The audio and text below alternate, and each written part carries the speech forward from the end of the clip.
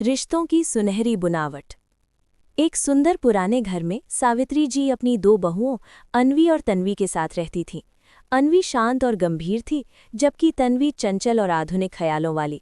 घर की दीवारों पर पुरानी यादें सजी थीं, लेकिन आंगन में अक्सर खामोशी रहती थी। अन्वी और तन्वी के बीच स्वभाव का बड़ा अंतर था।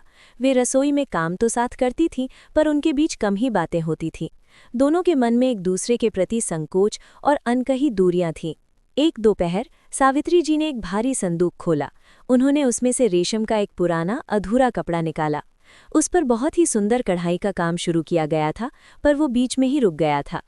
उन्होंने तन्वी को पास बुलाया। ये कपड़ा मेरी सास ने शुरू किया था, सावित्री जी ने कहा, पर इसे पूरा वही कर सकता है जिसके हाथों में तालमेल हो। अन्वी दरवाजे पर खड़ी होकर उनकी बातें सुन रही थी। उसकी आंखों में जिज्ञासा थी। सावित्री जी ने सुई और रेशमी धागे निकाले। उन्होंने अन्वी और तन्वी को एक ही कपड़े के दो सिरों पर बिठाया। आज तुम दोनों मिलकर इस कपड़े पर नए फूल खिलाओगी, यही इस घर की परंपरा है, उन्होंने मुस्कुराकर कहा। शुरुआत में दोनों के हाथ हिचकिचा रहे थे। तन्वी ने गलती से धागा उलझा दिया तो सावित्री जी ने धीरे से उसे सही करना सिखाया। उन्होंने सिखाया कि कैसे एक एक टांका धैर्य मांगता है। जैसे जैसे सुई कपड़े के आर पार जाने लगी, उनके मन की दूरियां भी घटने लगी। अन्वी ने अपने मायके की यादें साझा की और तन्वी ने अपने बचपन के शरारती किस्से सुनाए। धागों के साथ उनके रिश्ते भी बुनने लगे। सावित्री जी दूर से उन्हें देख रही थीं।